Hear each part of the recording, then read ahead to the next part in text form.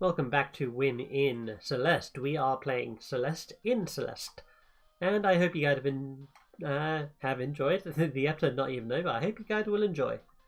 I need to. Okay, I think. No, that's not going to work at all. Oh boy. And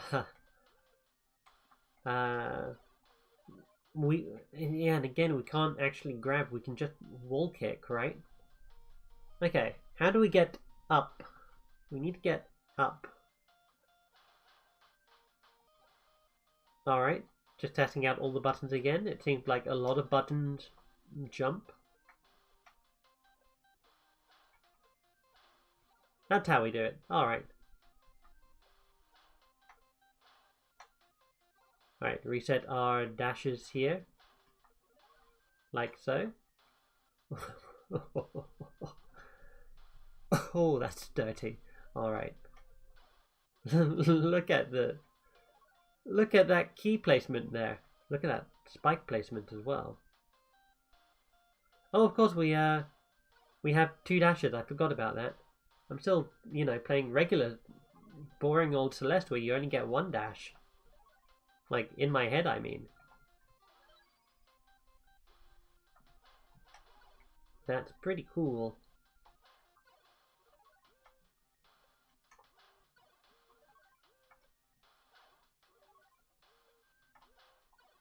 Just don't dash into the...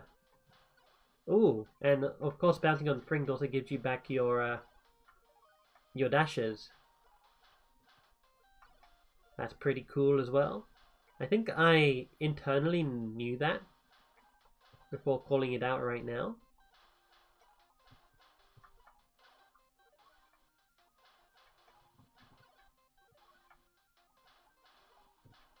Just need to dash, dash, dash. Do a little L shape, backwards L shape. Fortunately, it's on nobody's head. Oh, that last spike is evil. That last spike, I mean spring. Alright, I think I know what to do though to avoid that spring.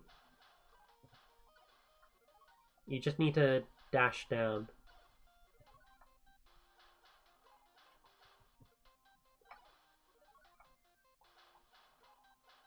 And this looks so cool when I get it right. Imagine, I want to see, like, this part done flawlessly. They might do it, I'd say they might do it in the speedrun, I mean. I don't see why they would do this in a speedrun. Because I'm pretty sure this isn't contributing to the overall progress of the end game. Alright, there's a key over there. You see that key? There's a key over there. I see that key. I want key.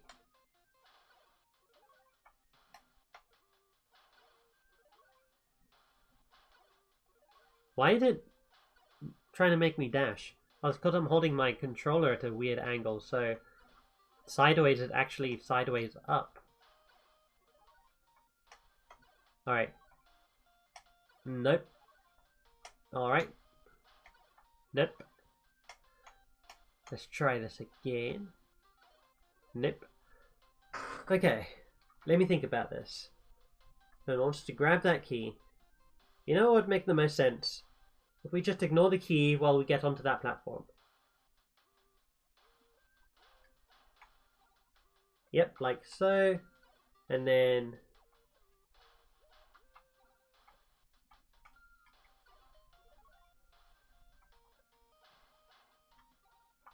So, first part of the plan is easily done. It's actually very easy to get onto this platform here. Provided, you remember your buttons. The order of your button presses. So you don't dash instead of jump or jump instead of dash. Ooh.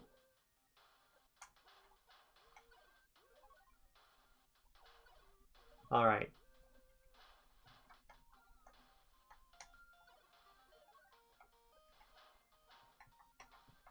At this point, I've actually given up caring about all the deaths. Alright, so we have one dash to get us over this. Yep, and then second dash to get over here. Now we're at 2,700 meters, which is what does that look like? I don't even know that looked like any words.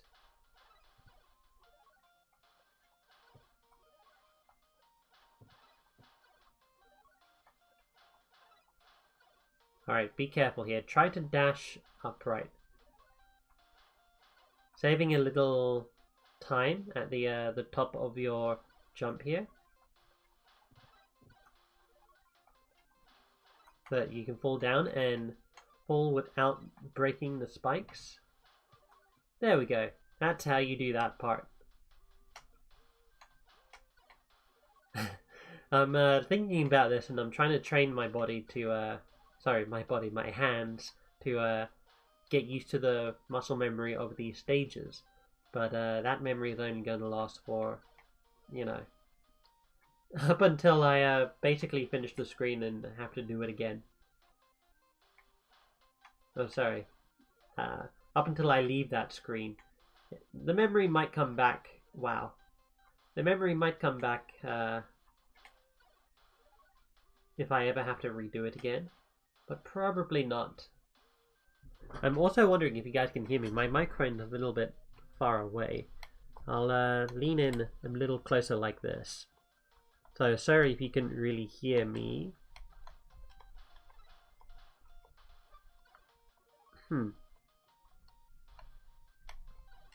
Can you hug onto the outside walls? No. I thought I saw that you could do that on the right side of the wall, but I must have been seeing things.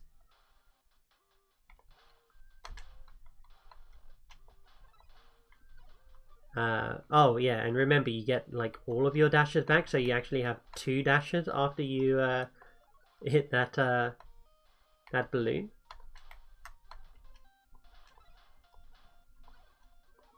Alright, we need to be pretty precise with our timing there. Not like that.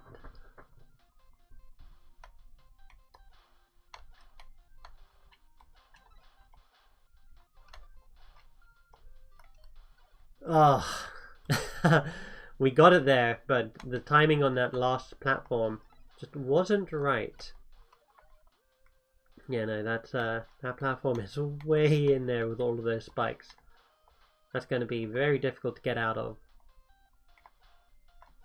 I don't think the screen shake helps make things all that easier for me either.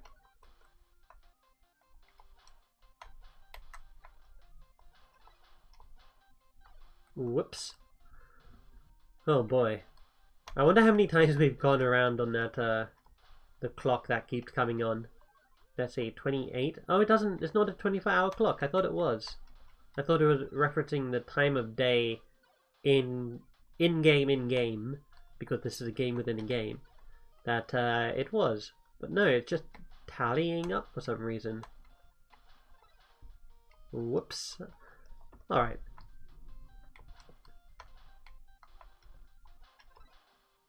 Yeah, I don't think we can bonk our head on the roof here when we dash to Whoa! Oh my god, I missed the strawberry. Guys, I really should have got that strawberry, you know. I think I deserved it. Ooh. That's a no-go on grabbing that strawberry, huh? Alright, well. Maybe then we're just gonna have to thread the needle through the... I messed up that expression. The... What? Thread through the needle? Or something? Oh, alright. In order to get past this part, we need to... Oh no, the expression is just thread the needle. Of course it is. We just need to thread the needle between those corner spikes over there in the center of the stage. Jump onto that right wall, then jump onto, maybe grab the balloon, then dash. Oh my god, that looks unwelcoming, to say the least. I mean, look, I can barely even thread the needle anymore. And we're already nearly up to 30 time. We are now up to 30 time on our counter up at the top. I don't even know what the counter is. It's like some sort of high score. There's like score record to keep track of things. Ooh, maybe that's how you do it. That definitely looks like it'll be a lot cooler. Ooh, actually no, you can't get... Wow. You can't slide off that wall at the top, because then you'll fall into spikes. Yeah. But this does look like it's the last stage here. So we have that going for us.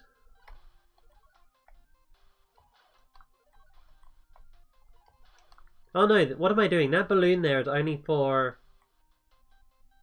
the strawberry that we just got, right? Like, that's its only purpose?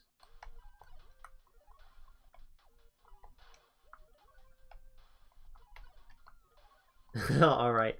This you're going to see a lot of deaths here. But I think at this point in the series, you guys are going to expect a lot of deaths, right? I mean, I hope you would. Because if you haven't seen this game, there might be like some sort of super hard mode. I don't even know.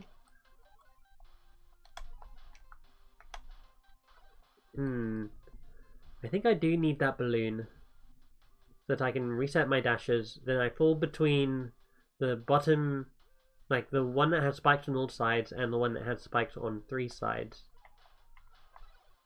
Ooh. But I need to make sure my momentum is fine. Yeah.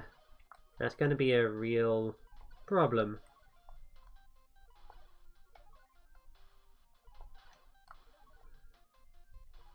Oh wow. Even I am a little tired right now. I mean, it's like, what, 2 AM at the time of my recording this? Fortunately, I don't have work tomorrow. Today, I guess. So I don't need to be up anywhere bright and early. Because for some reason, my manager decided to put me on 10 AM shifts. Which is, you know, against my usual norm of doing night shifts. Whoa! What? Excuse me? What just happened there? Did you guys see that? That was crazy.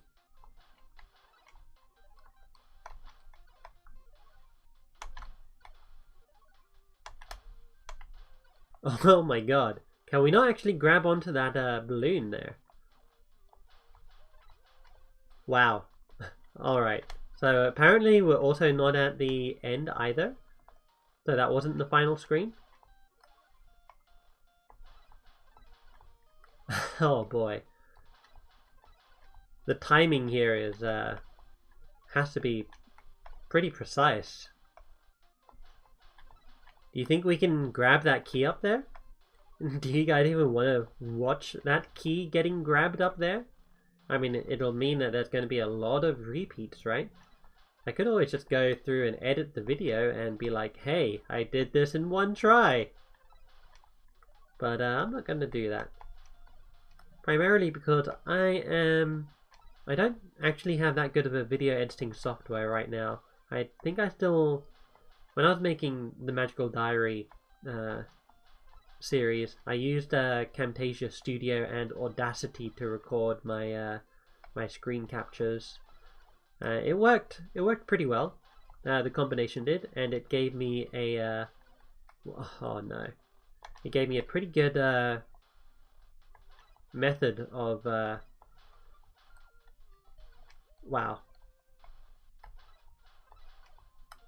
And it gave me pretty good results, I should say. I also have a image editing software that I can use for thumbnails as well, but how do you, unless you, oh, I see. In order to grab that key, we're gonna have to, sorry, I don't have much time to explain, but we're gonna have to hit all of these balloons, then we're gonna have to fall down after we get that key and hit the second balloon again, so that we gain all of our dashes back. As you can see, the timing works out brilliantly, and I think that was definitely intended. Provided you hit the dash button, you know, when you hit the second balloon again. Ooh, I'm getting good. So you're saying I am learning. That is good, yes. That is swimming. 324 deaths, 12 strawberries, 003546.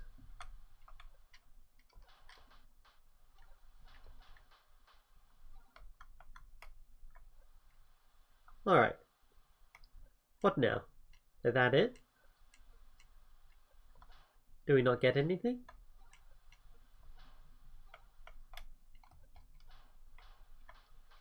Do we really not get anything for that? Excuse me while I try to destroy the summit using my magnificent dashes. I mean, you guys are seeing basically what my emotion is right now. If this were like, you know, 11-year-old me, I would get to here and I'd be doing this to my Game Boy right now. I think shaking it violently will, you know, get me what I want in life.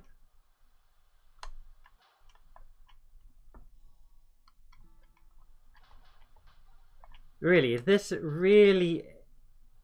really it? I mean, I better get those strawberries back. Like, I better get those strawberries in my main, you know, like in the in the real world. That's still a video game. Alright, I'm escaping. Pico 8, now playable from the main menu. Alright, welcome back to reality, folks. Take a moment to get readjusted to the graphics. There's actually a funny story that I can link this to. Not funny story, it's more like an anecdote. When I was younger, I had barely even visited any other countries. I was born outside of the UK, so I had been to a different country before. But heck, if I can remember, you know, 2-year-old me. Heck, if 2-year-old me remembers what it was like living over in that country. Ooh. Oh man, that the door sound make me think that my doorbell is going. What was I saying? But oh yes, I'd basically never been to another country. Like, I had no memorable experience of any other country, so I did not know basically what those countries looked like being there, like physically. So I thought that if you went, I'm sure a bunch of other people have had this as well when they were younger and they've seen anime and cartoons. But I thought that if you went to other countries, like let's say Japan, right? You think that Japan would be an anime. Like, you'd go there and you'd see everything in anime colors, right? Anime colors, what am I saying about? In anime, like, visual depictions. But nope. That's exactly not how it happened. I also thought that other countries like Germany and France looked different. Like going out on the street and walking down the road would look different. Like there'd be different texture packs. Like in Minecraft, how there are a bunch of different texture packs to make the world look different. I thought that each country had a different texture pack to observe the world in. I'd like no, I don't even remember. I don't even remember what the why I thought that. I guess it was because I was I mean, I can kind of offer a explanation to it that had some sort of, you know, founding somewhere and not just like a random spurious thought. But oh no, trying to maintain a line of conversation while doing these puzzles is a bit difficult, I'll say. But the idea was that I've never personally seen these countries before. I've seen them in pieces of media that I consumed as a child, of course. And in such media, whoops. And in such media like that, everything would be stylized. I really didn't watch any live-action movies when I was a kid. I was all cartoons as a kid.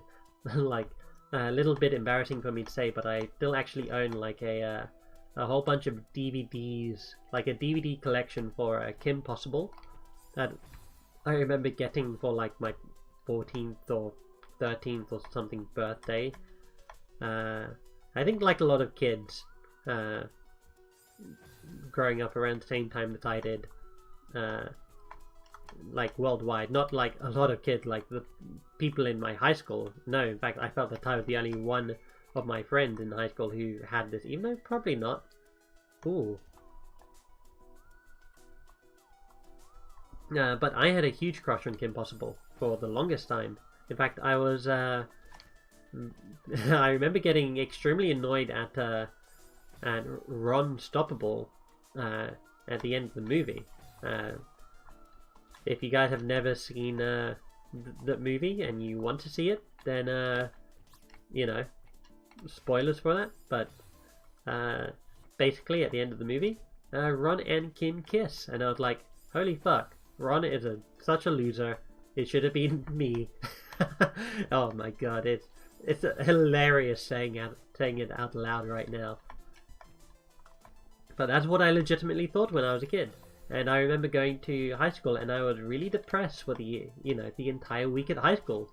Not because of, you know, bullies or anything, but because it was like a realization that this character that I love so much would never actually have, you know, oh my god, would never actually have like an impact in not an impact, like a would I say that Kim Possible had an impact on me? I don't know.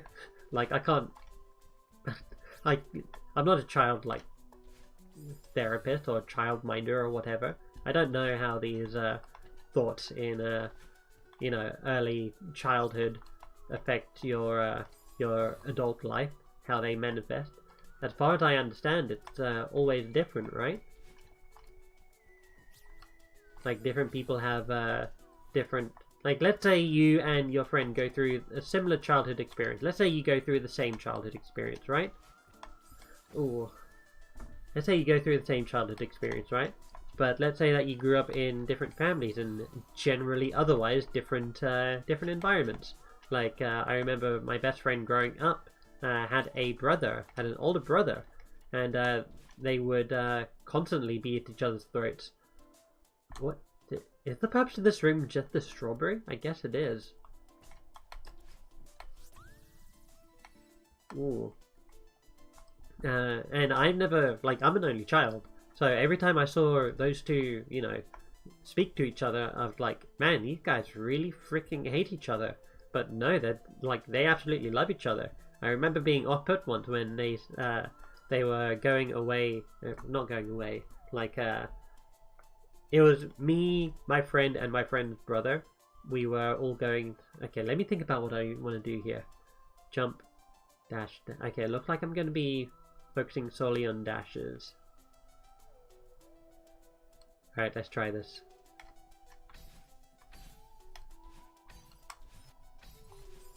Okay, nearly.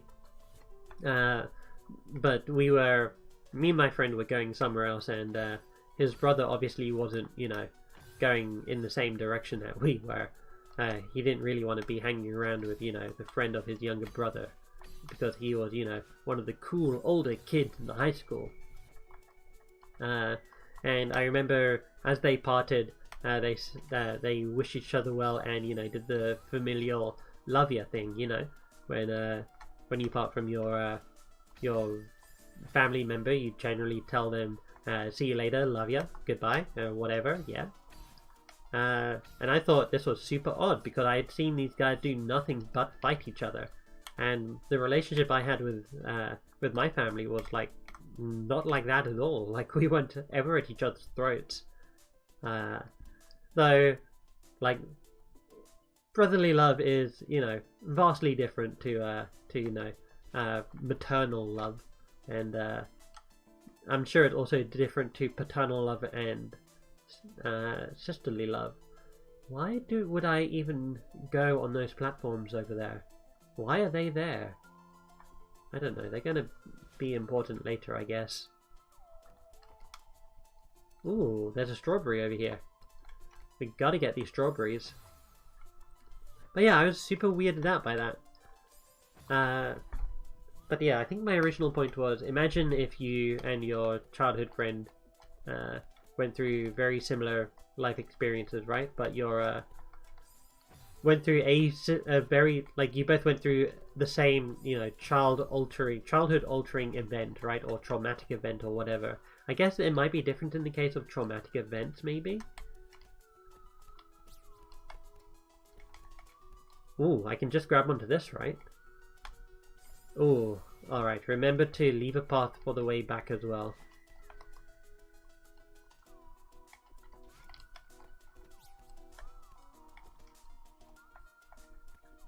Alright, that's enough of a path.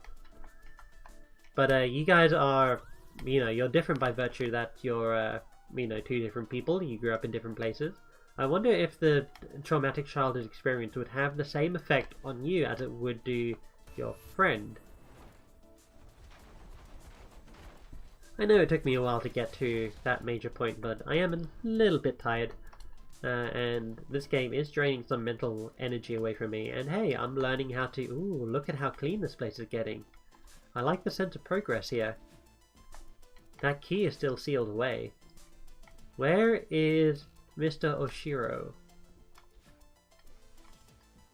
Oh, that key is meant to unlock this, right? I think. Oh, there he is. Hi there, Oshiro. Mr. Oshiro. It's looking a lot nicer in here. Can you show me to the exit now? But Miss Madeline, you barely enjoyed the myriad luxuries that our hotel has to offer. We can talk more once I finish cleaning.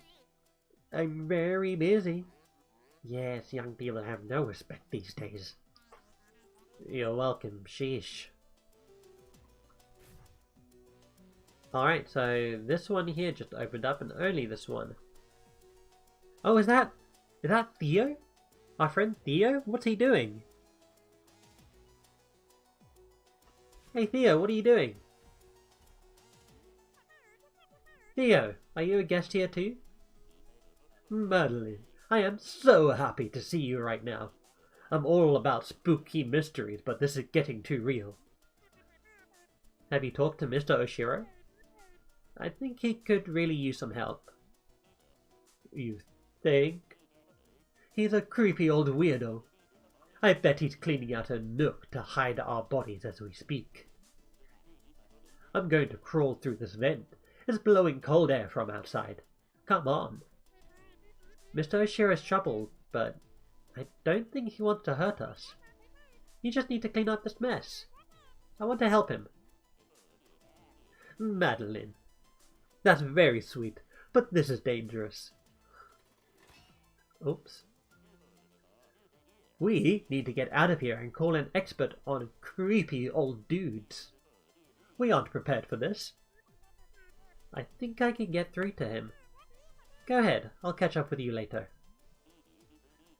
Man, you're more stubborn than my sister. I thought that was impossible. Take care of yourself. Thanks, Theo. I'll see you outside. Alright, keep going crawling there. We can't actually crawl through there either, which is a nice demonstration of gameplay storyline segregation. I don't even think it's that. Gameplay storyline segregation is where, you know, the gameplay doesn't match what's going on in the story. I guess it is, because he just made a event here. He didn't seal it off himself, I don't think. So, the story is kind of inferring that we can follow him if we want. But at the same time, it's also... yeah, it's iffy. Depending on which way you want to go. It's also inferring that Madeline doesn't want to go. So therefore the gameplay is enforcing that aspect of it by, you know, not giving the player the option. That's one thing that I always thought about, I had in the back of my mind when thinking about, you know, what happened in games. So like, let's imagine you're playing Final Fantasy 9, let's say, and you're in, oh man, what's the name of a major city in Final Fantasy 9? I can't... Lindblum. Let's say you're in Lindblum, right? I need to focus a second to get this timing right.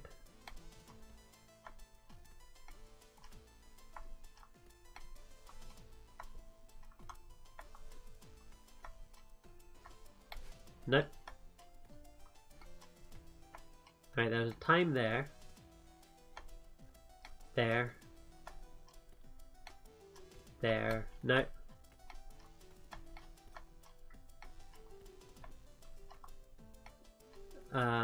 Man, this timing, I'm not seeing it. It's when they're on different sides to each other, right?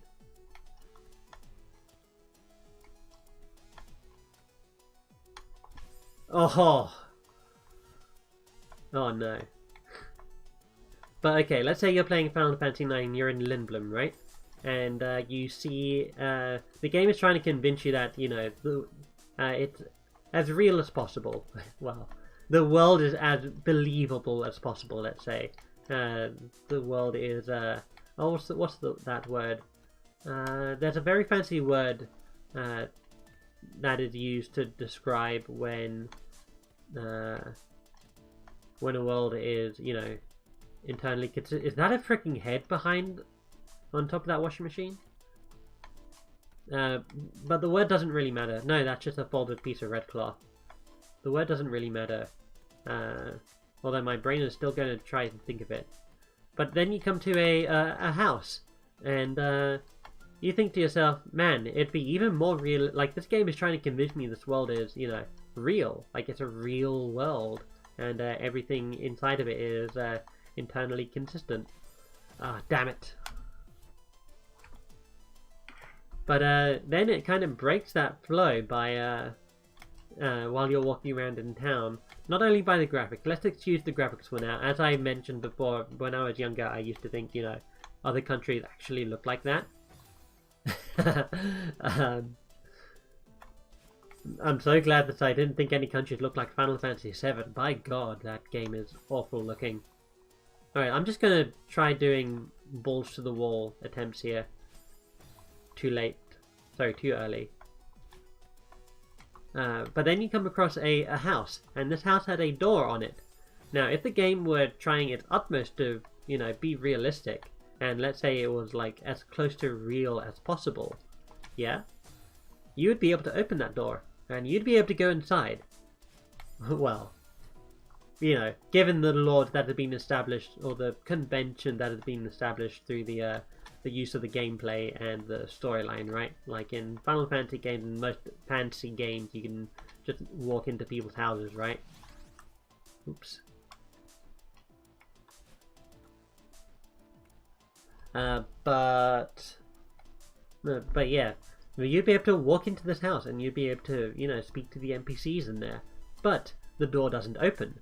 Why doesn't it open? Because it's not a house, and it's not a house that you ever intended to go into. So my rationalization of why that is, why it's possible that that can happen, is because it's the game telling us that in no iterations of, you know, any player event, any event that can happen in Final Fantasy IX, it's entering that house one of them. It is not within the main characters or any of the party's interest to go into this house. Like, none of these characters would ever think to go into this house, right? And that means that the game that itself then becomes a, you know, what is it? A chance or an opportunity to decide which version of the universe you want to play in. So right now I could play in the universe of Celeste right now, where Madeline just stands here for another 3 seconds. Or I can decide that she is going to, you know, jump over here and make 2 jumps right now, for instance. Oh man. Is this the washer? Is this the laundry room? Ah, this is crazy. Alright, there's a... Just checking to make sure that's not a flying one. That's not a flying one. Okay. Oh, that'd be so mean if that was a flying one. That'd be almost impossible. Oh no. But yeah, it's it makes the game that we're playing kind of like a reflection of the what is it? Any combination of things that is theoretically plausible for this character to do in this given moment, right? Oh, alright. Problem is I can't land. And I can't dash over that thing. So I'm going to... Oh, alright. 57... No, 37. Man, I'm doing long episodes. I need to not do long episodes. Alright, here's what I'll do. I will... Ooh. I'll get past this room. And, you know what, I'll go grab this. There we go, that's all organised now. Everything should be clean. The washroom here is all clean. Ooh, what's this? It is my sad duty to inform you that I'll miss you all dearly. Oh, okay. This brings us back to this room, huh? Cool. Let's return back to the main room and... Ooh, look at this. It is so clean. Grab this key.